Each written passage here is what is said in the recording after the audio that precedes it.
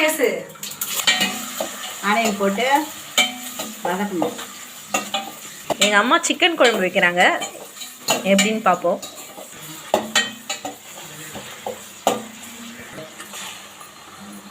இஞ்சி பூண்டு பேஸ்ட் போட்டுக்கலாம்.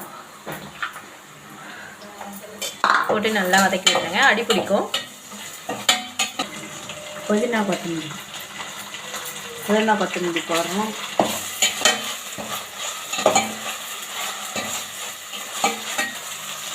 தக்காளி போட்டுக்கலாம்.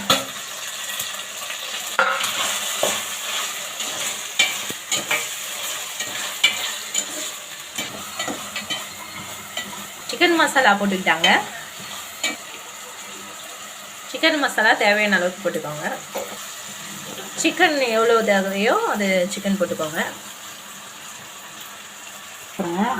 தேவையான அளவு குழம்புத்தூள் போட்டுக்கோங்க.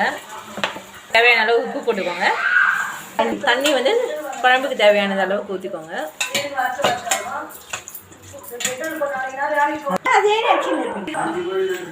நல்லா கொதிக்கட்டும். மூடி போட்டு மூடி வச்சுருங்க.